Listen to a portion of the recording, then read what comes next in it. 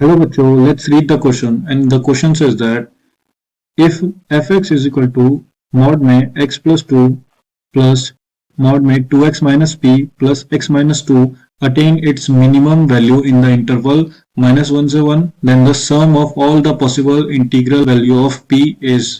तो हम लोगों को एक फंक्शन दे रखा है जिसका मिनिमम वैल्यू जो है वो माइनस 1 से 1 के बीच लाई करता है।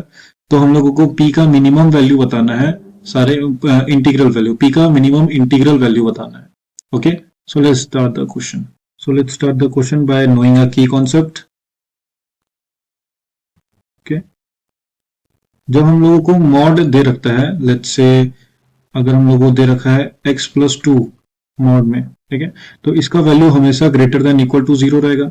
तो अगर कभी कुछ भी नहीं दे रखा है, बस यही दे रखा है, तो मिनिमम वैल्यू हम लोग 0 अज्यूम करने, 0 होगा। Okay, it is the minimum value for a mod, minimum value for a modulus function, modulus function.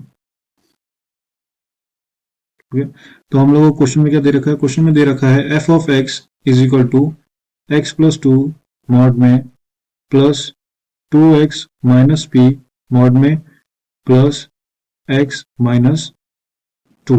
Okay, तो हम लोग क्या करते हैं, हम लोग एक अपना एक्सप्रेशन मान लेते हैं, let g x is equal to mod में x प्लस 2 प्लस मॉड में x माइनस 2। ठीक है, और इसको हम लोग सॉल्व करेंगे बाय ग्राफिकल मेथड। तो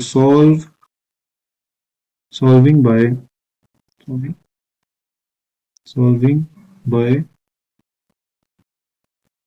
ग्राफिकल मेथड, इसको हम लोग ग्राफिकल मेथड से सॉल्व करेंगे। ठीक है, तो हम लोगों ने माना है G x is equal to mod में एक्स प्लस 2 प्लस मॉड में एक्स माइनस 2। इसका ग्राफ बनाएंगे। ओके, सो इसका मिनिमम वैल्यू अगर इस पे 0 रखते हैं तो आंसर आ जाएगा हम लोगों का कितना, 4 आ जाएगा। 0 पे कितना वैल्यू देगा, ये 4 दे देगा। ठीक है, और अगर 2 रखते हैं तो भी वैल्यू 4 आता है, और अगर माइनस 2 रखेंगे तो भी वैल्यू 4 आएगा। तो माइनस 2 रखें फिर भी 4, और 2 रखेंगे तो भी 4 आएगा। तो ये बीच में कुछ ग्राफ कुछ ऐसा हो जाएगा। ओके, और ये मॉडुलस फंक्शन है, उसका ग्राफ हम लोग को मालूम है, ये कुछ इस कदर जाएगा, ये वाला वैल्यू 4।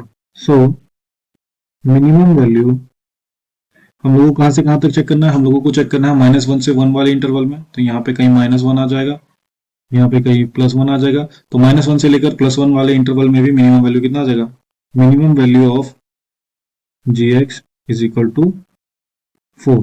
तो हम लोगों को क्या चाहिए, हम लोगों को एफ ऑफ एक्स का मिनिमम वैल्यू चाहिए। तो उसके लिए क्या करना पड़ेगा, उसके लिए जी ऑफ एक्स का मिनिमम वैल्यू प्लस में